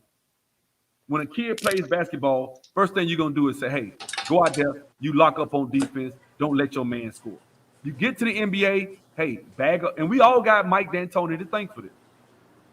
He's the guy that ushered in this era of not playing defense with the Phoenix Suns offense. But you notice that Phoenix offense never won anything. It was a great offense until people got physical with them in the playoffs, and they always lost. Remember that? You there? I guess he took a break. But like I said, man, I really like I like LeBron James as far as his career. I think he's had a great career, done a lot of great things in his time. But if I was just trying to, tell the truth about what I think about it, I don't think he's the greatest of all time. And if you want to argue any other position, fine. I don't even think he's second. He's not second. He can't be. So, but I'm not going to argue about Michael Jordan's my number one, and then from there, I'm not even gonna get into it because to me, it's an opinion thing. And from there, but some people even put Kareem up there, which I will respect. I respect if you put Kareem as the GOAT. Like we've skipped over a lot of great players and disrespected what they accomplished. Like Wilt Chamberlain never gets talked about. Like we just ignore him. But if we're gonna go just stats, I mean, we just want to because we're doing it for LeBron. We're just gonna go and look at stats. Then we got to look at Wilt and what Wilt accomplished, and we got to take that into account. You know what I'm saying? So it is what it is. I missed that last part. I had to go use the restroom. Based off probability situation. I want you to address because you and Suave got a good little sub argument going. Go ahead and address that. So what is he talking about? So what is probability? I'm going off exactly what the man did in the 2011 finals. I'm going off exactly what he did with his free agency every year for the last 12, 13 years. He's been trading his team at the deadline because that's what he does. I'm going off him boxing out. Hey, I'm gonna drop the link. Because I see FYF in here. Well, I'm going off of him. I want y'all to come up here and challenge sub. I don't have no problem. I talk to people. I don't like arguing with LeBron fanboys. People love LeBron, especially black men. A lot of black men love LeBron, and they get emotional when they get emotional. It's almost like you're talking about their mama or their girlfriend. I don't like talking about it because I don't. As I mentioned it on my channel, I'll say it. I'll talk to a couple of people, but I don't want to. I really don't because I'm not going to change you. I have a saying on my channel: a man convinced against his own opinion is of the same opinion still. This brother thinks LeBron is the greatest of all time. I don't want to talk to you. I don't think you know basketball. You don't know basketball. Let's see. So I don't want to talk about it. I don't want to talk, but let him go. Let him go ahead. So FYF, I do want to say from a de facto standpoint, he definitely has signed off on guys to be traded. I think we all can understand the 2017 year in particular, with 2018, when half a team got traded at the All-Star break. I think we all can understand LeBron signed off on that because you're not trading half a team without LeBron's consent. So yes, FYF, he gonna come with it. So Lamont, welcome to the stream, bro. This is funny because I got MJ as the GOAT. That's the funny thing about it. All right, go for it. People think just because people think I hear a lot of these debates and people say, "Oh, because you say this positive about LeBron or you make this case for LeBron, you have to be a fanboy." I'm just a realist. I got MJ as the GOAT not because he's 6-0. There's better reasons, there's better arguments to put certain people at the top of your list than just run into championships, right? And when we look at Wilt, I'm one of the people that say Wilt doesn't get enough credit. I'm one of the people that say the 90s era and the people that were labeling Jordan as the GOAT disrespected Bill Russell and Wilt Chamberlain and those guys because they labeled Jordan as the GOAT before he even retired. And I did mention that. So 93. They said that in and of itself. I've been up here for about an hour and some change. I just chimed in, so I really haven't heard what you had to say. Okay, so that was sense. I've made 1,000 points, and you just came and called. But I'm not listening. I'm just going off the few comments that I heard. Exactly. And some of the comments that I hear about LeBron are some of the sentiments that you give, which are just simply false. Yes, every single star in the league, every single star, whether it's Devin Booker, whether it's Chris Paul, whether it's KD, whether it's all these stars, ownership and GMs talk with them about trades, and they have to give the thumbs up if it's a major trade. It's not just LeBron. That's just how this era works. In the 90s, we didn't see it work like that. In the 90s, GMs just ran over players, gave them whatever contract, bad contracts, and they just had to live with whatever happened. GMs didn't have to do their jobs. They didn't have to consult with players. So then this is a different era where players have slightly more power. You can't just make these moves without consulting with your stars. So let's not use that to knock LeBron. This is something that every single team does with all of their stars. So let's not label LeBron like he's the only one that gets players moved. That's false narrative. Hold on, let's make that point. I'm gonna let y'all rock real quick. Let's examine that point for a second. So LeBron James, every year, you can just about predict, okay, at the All-Star break, I can set my watch. Okay. At the All-Star break, he's gonna gut his team if they don't do this. I don't see that on any other team. I have not seen that with any other player but LeBron James. Now, if you're saying what you just said, obviously, of course, they're going to check out on it. All right, whatever. I'll give you that. But to sit and act as though there's not any difference. It's the same. Outside of one season. Let me get it out. What years has he gutted his team? That don't happen. Brother, he gutted. That's a lie.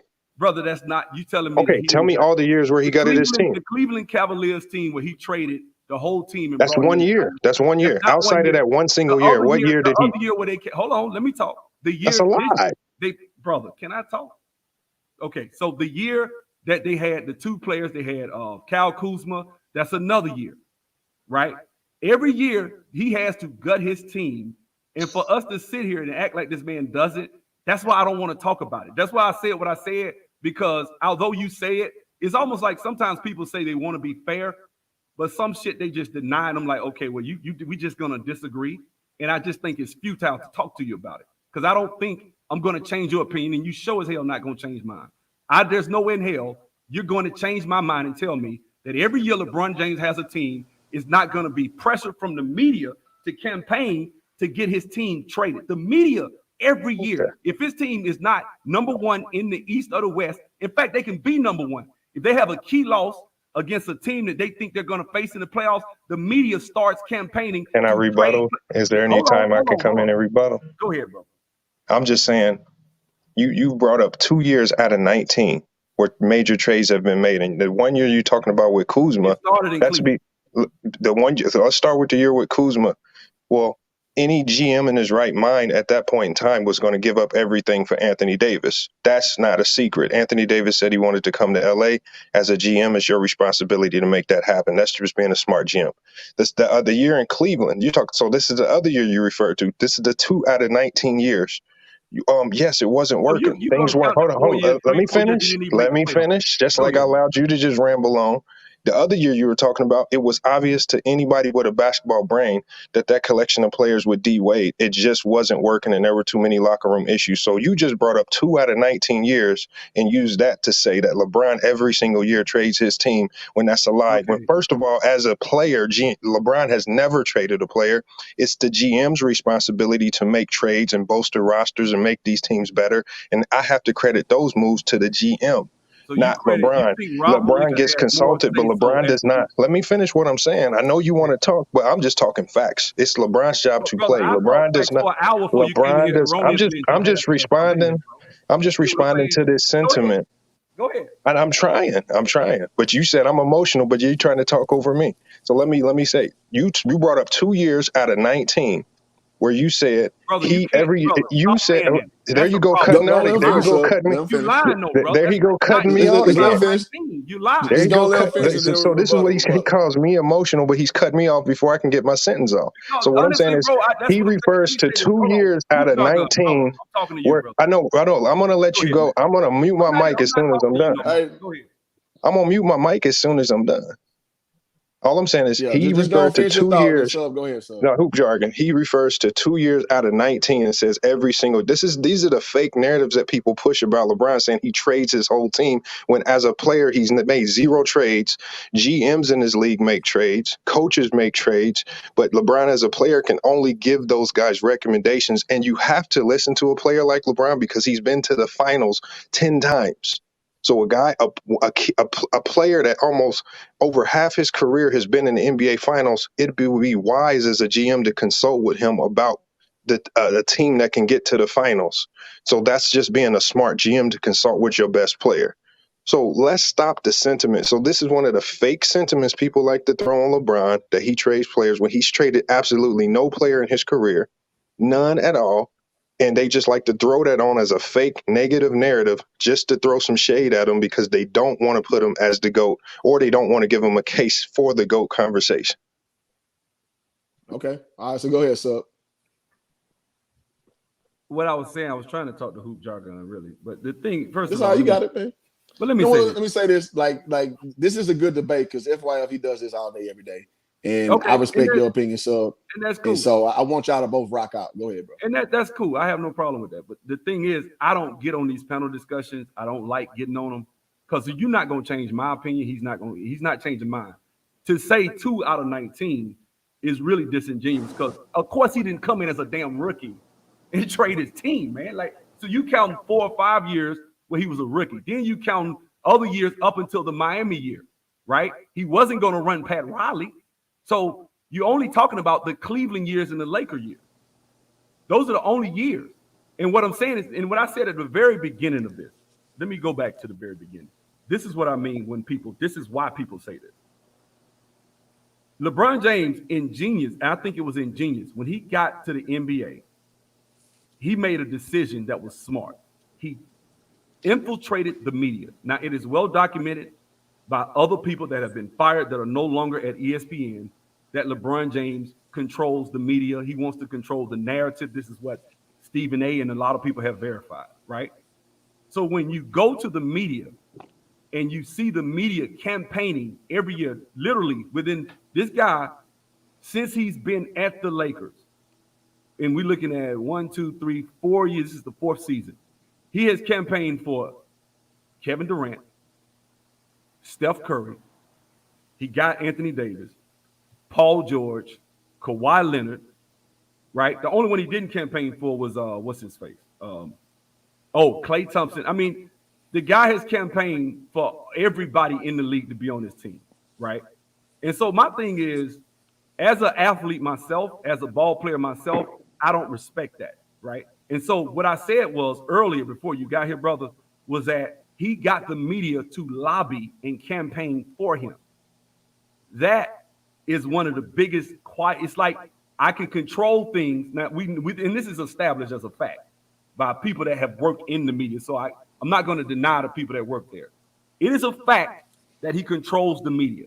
If he wants something done, he's very smart. He's very cunning. He'll put something on Twitter. He'll make a comment, or someone in the media will make an argument to campaign and lobby for him to get what it is to get his way. Now, every year, like right now, right? Let's say they don't trade the team.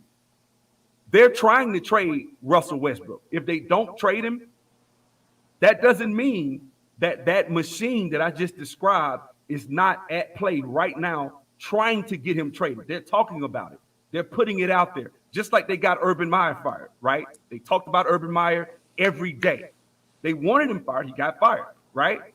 So what I'm saying is with LeBron James, he's not a GM, so that's not a valid argument. Of course, he's not signing off. De facto GM. De facto. Yeah, I think exactly. we all so what I'm saying is, right. no, I've never said he signed off on somebody getting traded himself. What I'm saying, well, he signed off with his GM, but what I'm saying is he never did it physically himself. The point I'm trying to make is the media, since he's been in Cleveland and after that, and over these last, I'd say maybe 7-8 years, it has been controlled by him through the media. That's it. And so that's something that some people are going to see, some people don't. But according to people that are in the media, Jason Whitlock and other people that are in there that are outside, once they get out of ESPN, they tell the truth. What's his face? That's kind of true, though. What's his name? Several. The old guy. The guy from Boston. Paul Pierce.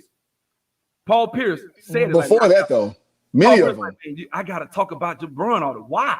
Yeah. If it's really just making fair things, because he controls the NBA, he controls the Lakers, he controls it through the media.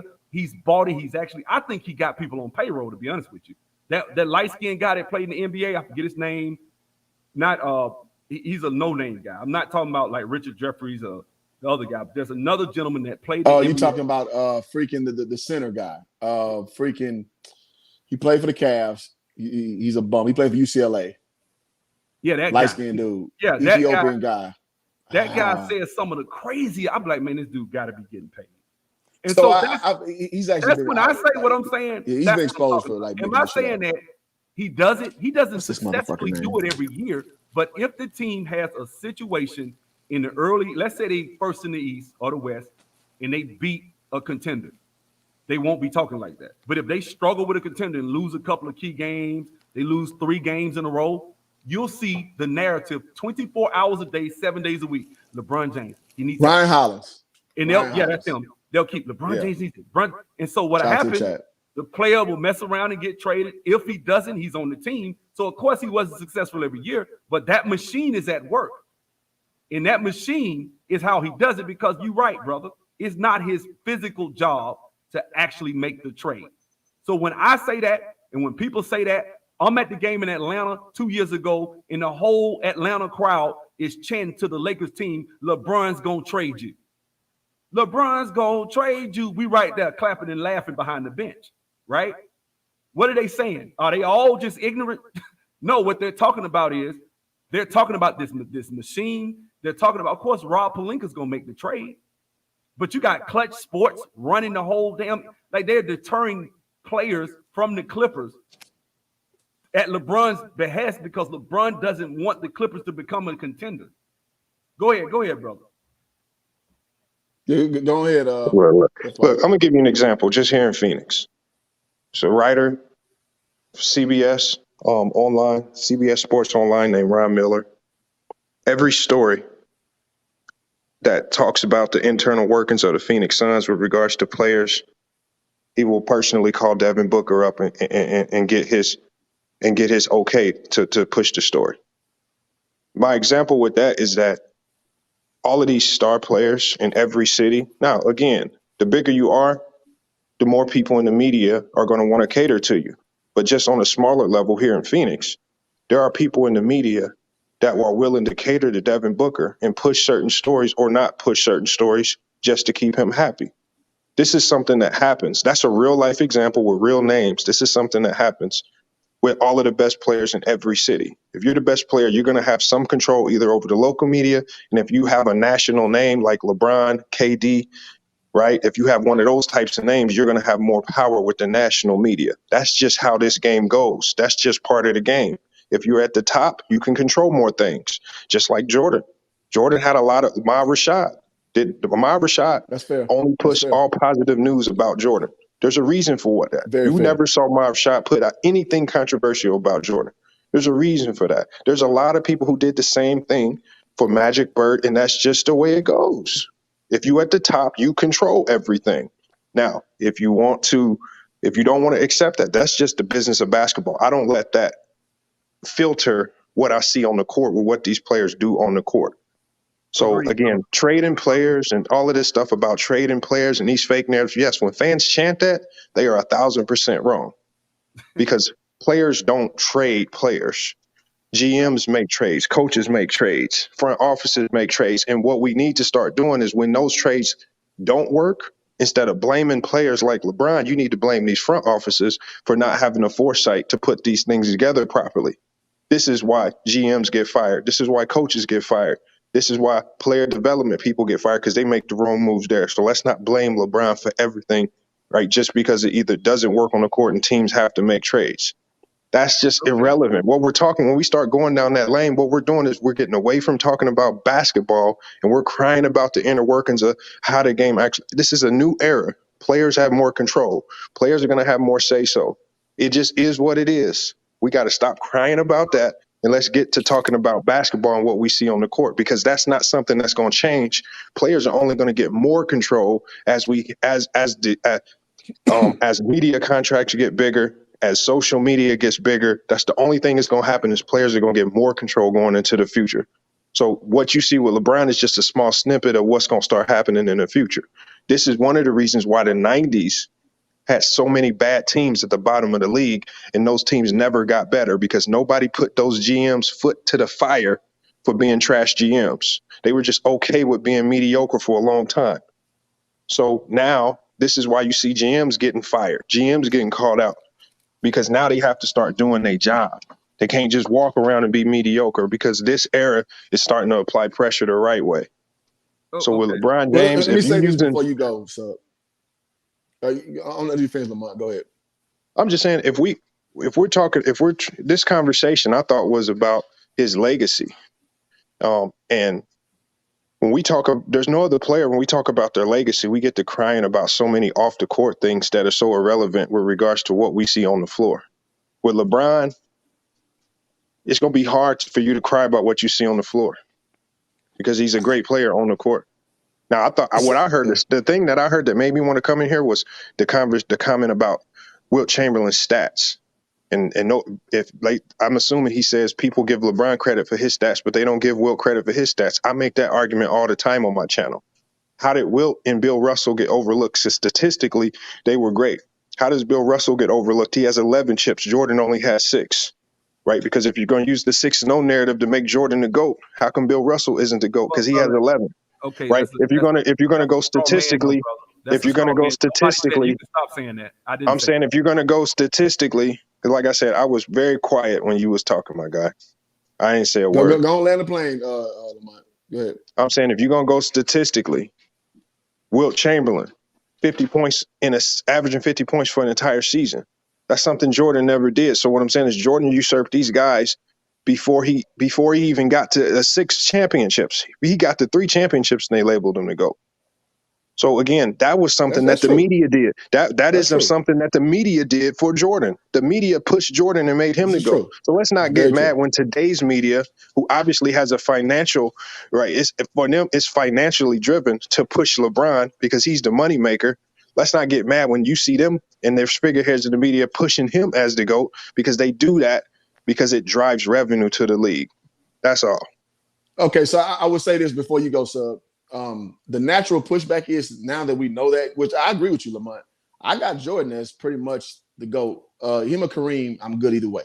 I'll probably ebb towards Kareem, but I'm not going to argue Kareem or Jordan.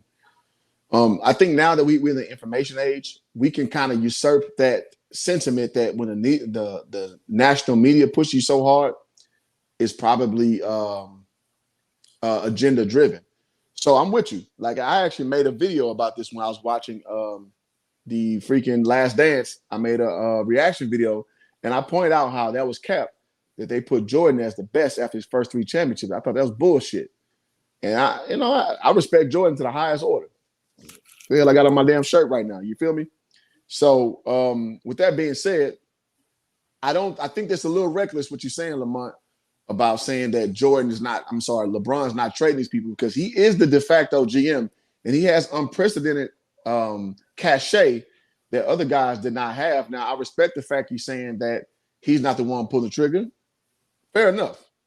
But I think the same latitude we give him of having, player movement, clemency, and having this new precedent, these short-term contracts that get you a bigger one later, he's changed the game up, throwing his muscle around, getting that big trade, getting Lonzo and Ingram and Josh Hart and somebody else I can't think of over there to New Orleans to get AD over. He used his cachet to maneuver that move. He used his cachet in 2017 to get his alleged best friend shipped the fuck out of Cleveland. So we got to take the good with the bad with his cachet. We got to understand that we're going to basically give him the credit for the good. We got to understand, again, him being a de facto GM, we got to give him scrutiny as well. I will yield the floor to you, SubZero. Let me say one thing. Just one thing with LeBron. Hold on, brother. Go ahead. Hold on, so I want you to go all the way. So go quick if you're going to go quick, Lamont. No, I'm going to be real quick. I'm saying you with the power that LeBron has, I can give you, this is one thing that opened my eyes, because I used to think that way, but the one move that opened my eyes that really really showed me LeBron's power within the player movement is very limited, is when, before Carmelo signed with Portland, LeBron James went to the Lakers and said, I want Melo. Can you guys sign Melo? To a minimum deal at that. Not very much. He's not asking for very much. The Lakers told LeBron, no, we don't need him on this roster. When I saw that happen, I said, it's starting to look to me that it's probably a myth about all this power that he has. He couldn't even get Carmelo Anthony signed to the Lakers when they had multiple roster spots open to a minimum contract on that team. And they actually could have used him. So what I'm saying is, so when we say that, let's look at all of the examples, not just the examples when players get traded away from the team, but let's look at when LeBron actually asked for certain players, like when LeBron asked Cleveland to trade J.J. Hickson and bring in Amari Stoudemire, and Cavs said no. Or when he asked the Lakers to sign Melo, and the Lakers told him no the first time around. So there have been instances where he doesn't have all this power that we say he does, because even before Miami and after Miami, we have clear examples of organizations, not named Miami, because he said Pat Riley had the hammer and wasn't going to allow. Outside of Miami, we have clear examples of teams telling LeBron James, no, we're not going to go that route. So again, does he have as much power as we say? I don't know. but there are examples reported where he doesn't have as much power as we believe he does. Okay, All so right. that's All what right, I was go ahead, saying. Sub. That's what I was saying. It's useless because I don't think that if you're going to believe a story released by the press that he was told no and that was it by his best friend, because if you remember during that time when they were saying that, they were saying, why doesn't LeBron get his man's a spot? Why they were saying that. There were certain people that were calling him out, like, man, why don't you get? I think now one of the YouTubers that really is influential is Ticket TV. People were, man, why he ain't got Melo a spot? Why he ain't got Melo? So It's the wrong dude to bring that up around. That is the least credible dude on YouTube. Well, hold on. I'm not a fan. I'm not saying I'm a fan some of backstory. Him and Tiki used to run hard. So okay. I ain't know. Well, hey, well, shit, we might be all right then, FYF. But what I'm saying is, at the end of the day, Ticket TV was saying there was a lot of different people saying that. So a story gets released and the story died down. Nobody said anything. I don't give that credence. I don't know if it's true or not. But as far as to me, man, and I got class in a minute. I got to teach class. But let me say this. When it's all said and done, bro, I do believe that the media's people within the media have verified control of LeBron James in clutch sports in the NBA, within every organization outside of his earlier years when he was 20 some odd years old, or when he was at Miami with Pat. So as far as the Amari Stoudemire thing, that's a moot point because he wasn't who he became. And I think that's actually probably around half the reason he left, because that guy, I agree with you, that he probably did tell him no back then. And he left, right? So I don't have no problem with that. But as far as after Cleveland, if he doesn't trade, if they're losing a couple of games, there will be a media narrative to get rid of him. Now, do I think that LeBron James's cachet is just that because he's just the man? Well, I would take that narrative if the people in the media aren't saying the same thing, that he's controlling the media. He's getting into the media and putting his plants there to change how people think. That's what they've said. I don't have to use my narrative. But one thing, when you said this is about his legacy, right? Before you got here, brother, I went through all types of stats. I'm up here on Basketball Reference. I'm going through stats. I have spreadsheets. I went through numbers. I went through the advanced analytics. I talked about how 65% of his shots have come from within 8 feet or closer to the rim. I talked about how much he boxes out a game, how much he collapses the defense as an actual statistic, not just rebounds and not just assists, but the advanced. I went into all that. And so when I was talking about the legacy, I was talking about all that. I was talking about the 2011 finals where he went from averaging like 28, 29 down to 14. I talked about that. Talked about all that, right? I talked about the first 3-4 years we didn't make the playoffs. This is legacy stuff. This is not me but the narrative piece is why I don't like him as a player. But I still said at the beginning of the video, he could be anybody. I could see somebody putting him in a top 5 to top 10 category, which is shit. That's one of the 5 to 10 best players to ever touch a basketball. When it comes to that, I think that's great. I don't even think there should be an argument. We're talking about a guy who could arguably be one of the 5 best to ever touch a rock. We don't have to debate. The guy's great. I never said he wasn't great. But what I don't like is certain things that I think he does that okay, this is the thing. As the legacy of what he done on court, part of what his legacy is what people feel. Just like we talked about Michael Jordan and how people felt like Michael Jordan did this. As far as Will, he had a season like that. Michael Jordan's career is the highest as far as career average. So we can go, that's what I'm saying. We can always make cases for all types of people. Michael Jordan has the highest ever career average, right? But these are the things that I don't want to get into the weeds about. I think if you're going to talk about the opinion of people, you got to take the media into account, and controlling the media and using clutch sports and controlling trying to control where players go and making efforts where the guy from the Nerlens Noel was like, hey, man, this guy stopped me from going to Clippers because he was worried about. I took that as credible. Look, man, I got to go. I enjoyed it, bro. I got class, man. Hey, Hoop, hit me up, man. We can do this again. FYF. I check your channel out. I apologize. I cut you off a couple of times, brother. Nah, you good. You good. Yeah, his name. I ain't got nothing to say about Ticket. I'm not gonna Ticket. Like I say, Ticket, I'm gonna go Mike up here, man. Go Mike up. Ticket makes good content, but sometimes I'm like, I don't know. I disagree with it. You know what I'm saying? I think sometimes it's a bit disrespectful. Like Westbrook, for example, this year, he really didn't give Westbrook a chance. I felt like 8 games in, he was cussing Westbrook out. And I'm just like, give him a chance. The man got on the team. They're older. They got a gel. They got chemistry. They're starting to get some chemistry with the teams they're supposed to beat, which is what they said. They're starting to beat the teams they were supposed to beat. What are they?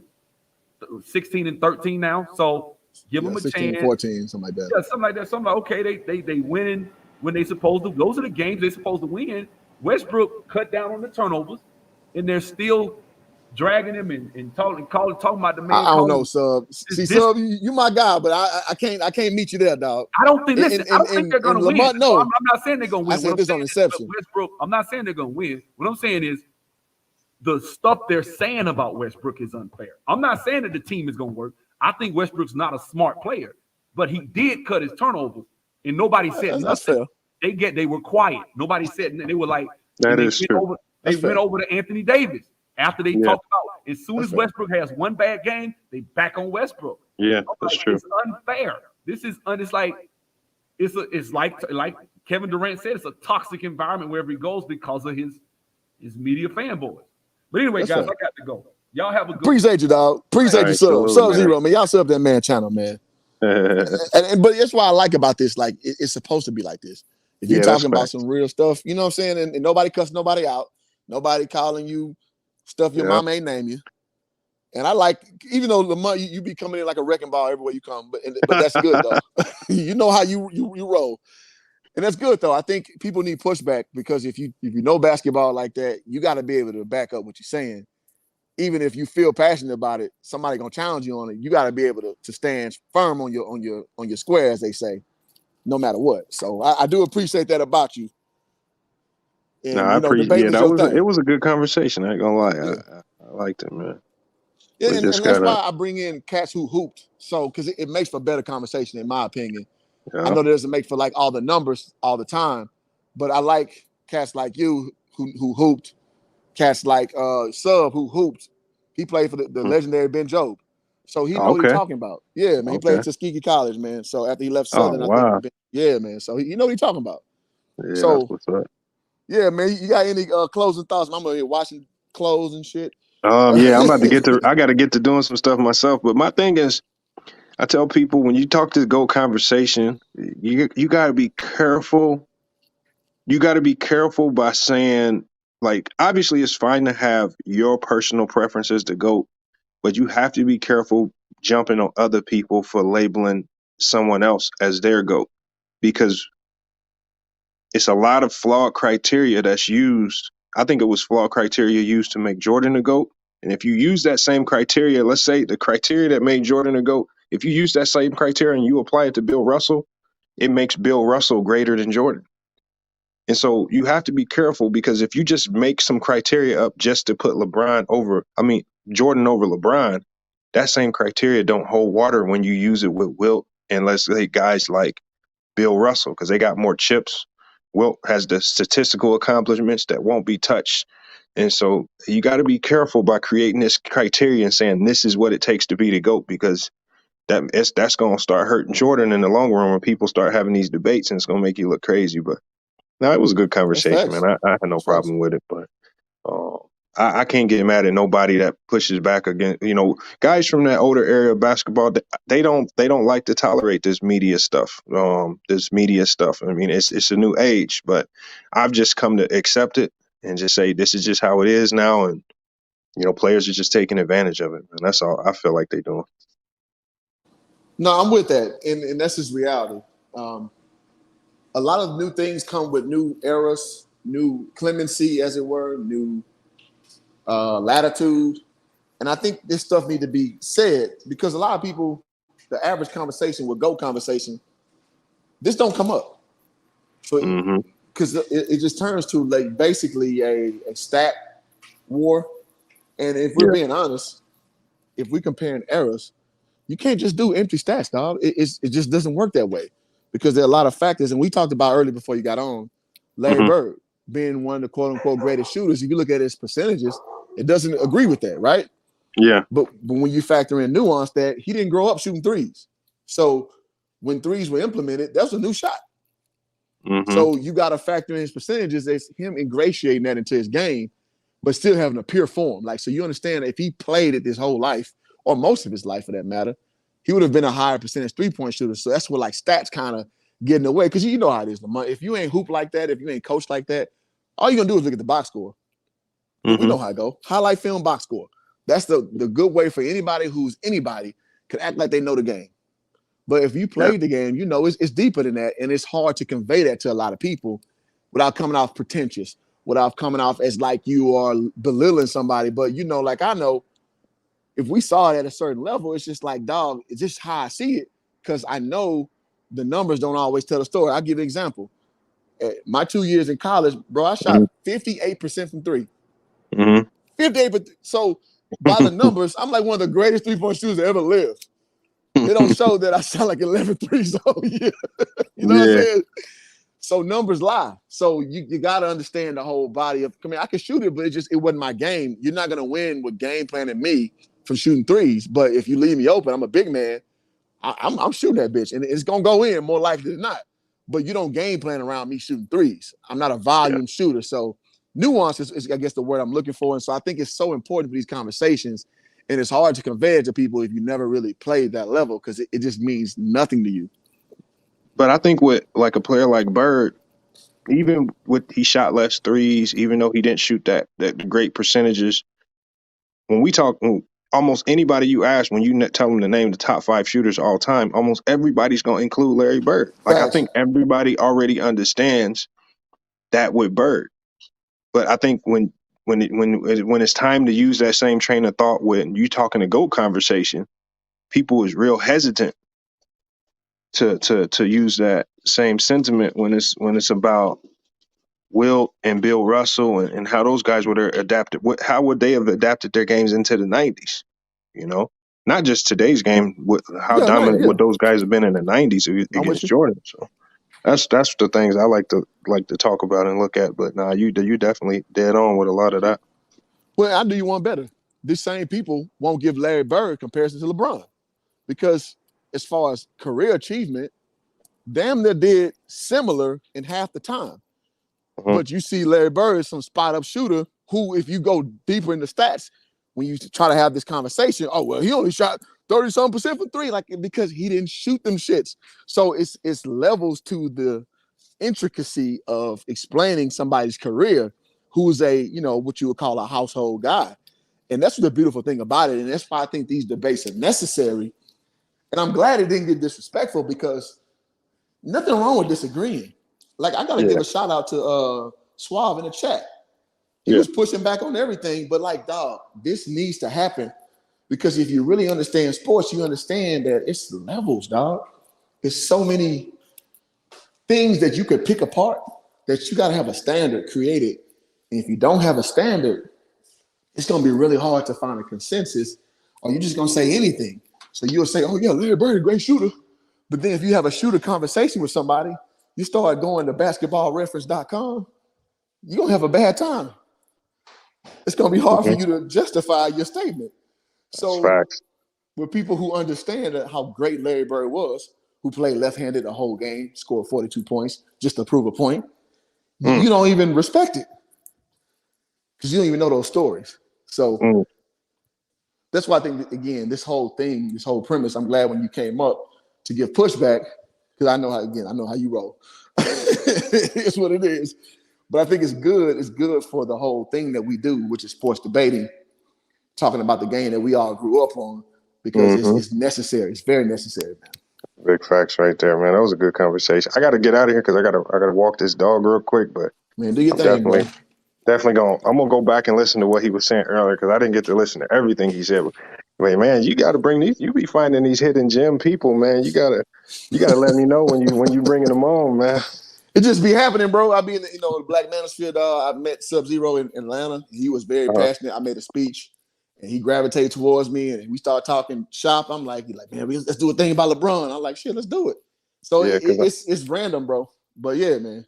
Because I gotta I want to bring you in on the panel. I'm not gonna do it live because this is gonna get real crazy. But I got Doug Collins. I already did part 1 to it, but I want to do a part 2. But when I do part 2, I want to have some other content creators on the panel where I know it's not gonna get crazy, just to bring a different line of questioning on some of the things he talked about. All right, just let me know. Hit me up on Instagram or Twitter. Same information. Yeah. And man, I'm always about to talk my ball, man. This is what I do. This is what I've done. That's me, bro. All right, man. I'm gonna hit you up, man. Appreciate it. Already, man. Appreciate y'all tuning in. I went double cast today. I gave y'all two fantastic shows, man. If you want to hit the Cash App, you can. I know I didn't ask that much because we was in the minutia, as it were. C Franks 11. If you want to hit the super chat on the way out, you can. But I mean, I really want to give y'all like quality content. That's why I don't post all the time. Sometimes I get like, ugh, I don't feel like, because I know when I go in, I'm gonna have a 2-hour show, maybe 3. But I want to give y'all some quality shit. I want y'all to take something away from it, whether you agree or not. At least it's something like, you know what? Damn, that's something I didn't think about. So next time I argue this, maybe I can take this to the next conversation. So I hope that that's what I bring to this space, and that's what I hope y'all got from this discussion, man. It went better than I expected, to be perfectly honest with you. So till next time, man, I appreciate all y'all who support the channel, support the brand. And Kendrick Perkins, as always, brother, take us home. Shout out to Hoops Jargon, man. I'm gonna add you to the crew, man. This crew called Hoops Jargon. They've been getting at it, man. They the ones that's gonna grill you, man, because they majority are all Houston people. So that's shout out to Hoops Jargon. Shout out to Hoops Jargon.